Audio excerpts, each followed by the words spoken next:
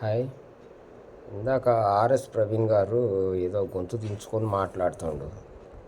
సరే, ఆర్ఎస్ ప్రవీణ్ గారికి సిగ్గుందో శరం ఉందో నాకు తెలియట్లేదులే, కానీ ఆయన పార్టీ పెట్టుకున్న రోజులు కేసీఆర్ని 100 తిట్టిండు. కాళేశ్వరం ఒకటి అదన్నాడు, ఇది అన్నాడు.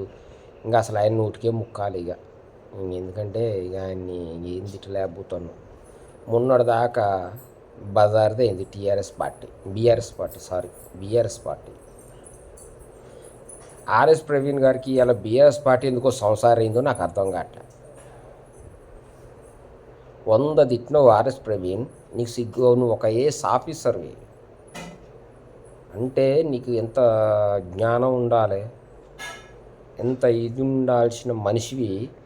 నీ బతుకుని ఎంత దిగదార్చుకొని పోయి బీఆర్ఎస్ పార్టీకి ఊడిగం చెప్తాను. ఒక పార్టీ స్థాపించిన ఒక గొప్ప వ్యక్తిగా మేము భావించుతాం.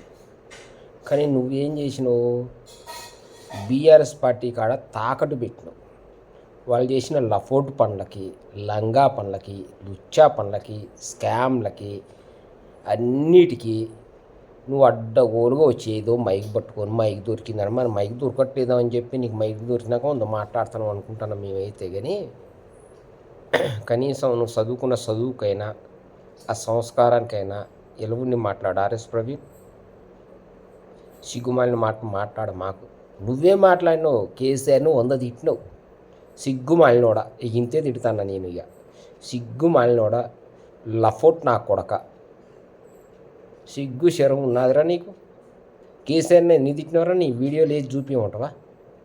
మరి ఇవాళ కేసీఆర్ అన్న మొన్నటిదాకా నువ్వు దొంగ నా కొడుకైండు, ఇవాళ నువ్వు మంచి రావుడు ఎట్టేంటిరా? బోడగును మీద బొచ్చు లేదు, నా బొచ్చ నువ్వు బీకేది. ఏం మాట్లాడుతున్నావు? యూట్యూబ్లో అప్లోడ్ చేస్తానా? నాది అకౌంట్ ఉంది, నీకు మళ్ళీ వీడెవడో తిట్టిండు, వీడియో ఆడినది ఎత్తుకోవాలి, ఇవన్నీ నీకెందుకు సంసారం? కానీ నా అకౌంట్ కూడా చెప్పాను నేను. నా గంటల ప్రసాద్ అని కొట్టుకో యూట్యూబ్లో, వచ్చేస్తాయి. తెలంగాణని ఏం చేద్దాం అనుకుంటారా? వాడు మడ్డ గుడిపించిండు. నువ్వేం చేద్దాం అనుకుంటానో చెప్పు. ఇప్పుడే కొంచెం గాడిలో పడుతుంది. రేవంత్ రెడ్డి పుణ్యం అంటూ అన్ని ఖర్చులు తగ్గించుకొని అందరికి అన్ని న్యాయం చేసుకుంటా ఇప్పుడే కొంచెం గాడిలో పడుతుంది. దాన్ని వదిలేసి, మంచి చేసేటోడిని వదిలేసి లుచ్చానా కొడుకులు ఎమ్మడి చేరి నీ బ్యాండ్ బ్యాచ్ వ్యవహారం ఏంద్రా నాయన? నాకు అర్థం కాక అడుగుతానా. నువ్వు చదువుకున్నావా? లేకపోతే మెరిట్లో గింత మార్కులు 35 మార్కులు 40 మార్కులు వస్తే ఏదన్నా నీ కేటగిరీలో వచ్చిన ఉద్యోగం అది? నాలెడ్జ్ ఉన్నోడైతే ఈ మాట్లాడు. ఎందుకంటే ఒక స్థాయికి ఎదిగినోడు నువ్వు. స్థాయి దిగిపోయి వాడికి ఊడిగని చెప్తారంటే మరి ఇంక నిన్నేమనాలో నాకు అర్థం కావట్లే.